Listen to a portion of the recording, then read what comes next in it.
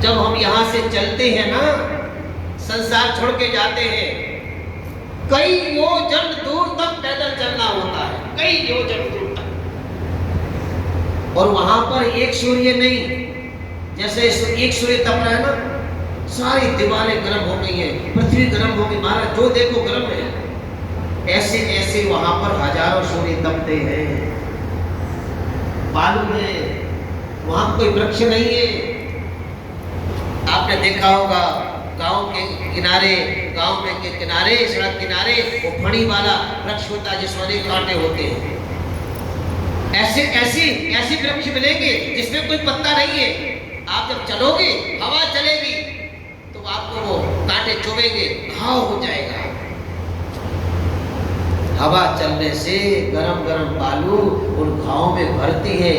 आदमी ऐसे तड़पता जैसे मछली को पानी से निकाल देते हैं, वो तड़पती है, चीखता है। नीचे जमीन तप रही है, ऊपर सूर्य तप रहा है।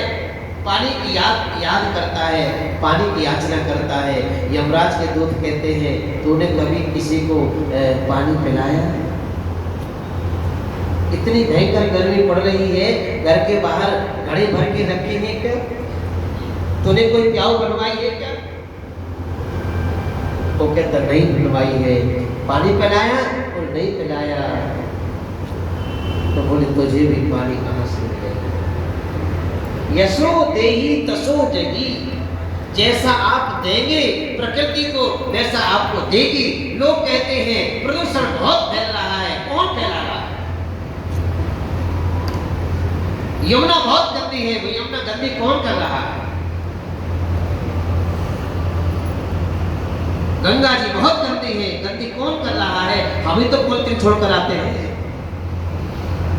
हम ही तो शैम्पू के पैकेट छोड़कर आते हैं, हम ही तो वहां पर फूल डालकर आते हैं।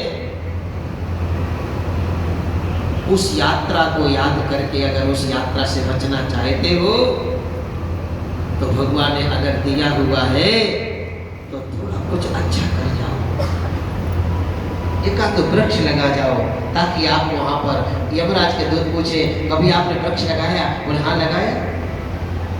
वो वृक्ष आपको मिलेंगे।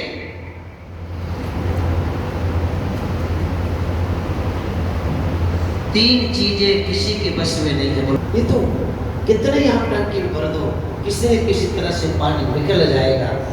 आप माया को कितने ही तोड़ लो, कितने रोक लो, वो कहीं न कहीं से निकल जाएगी। आयु निकली नहीं रही। लगवाते थे, नल लगवाते थे, प्याऊ लगवाते थे, वृक्ष लगाते थे।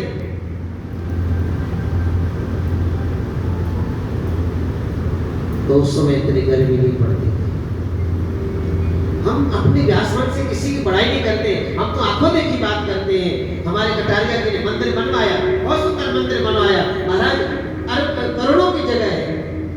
बनवाने के बाद में उससे चमक के नहीं बैठे, उस मंदिर को सनातन धर्म को दान कर दिया, दे दिया।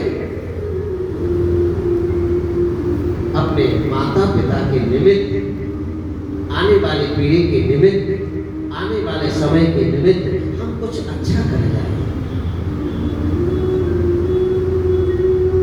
नहीं तो तुम्हारी जो पाई जोड़ी हुई है, ये बिल्कुल सत्य है कि जिस माया से भगवान के निमित्त ना निकाला जाए, परमात्मा के निमित्त ना निकाला जाए, उस माया को आने वाली संतान लुटाएगी, लुटाएगी, लुटाएगी, और कुछ नहीं करेगी।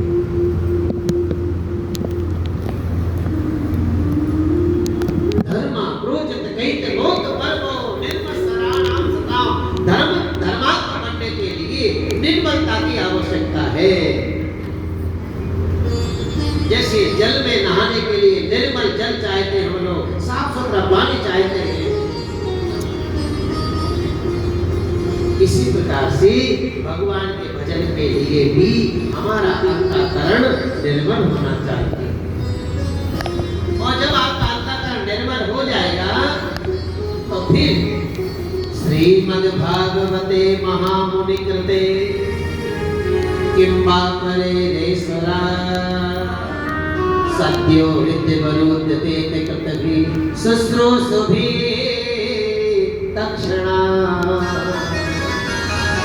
बिल्कुल स्पष्ट लिखा है कि भागवत कौन सुन सकता है, भागवत कौन धारण कर सकता है, उन्हें जो मुनि बन गया है। मुनि माने संसार में तो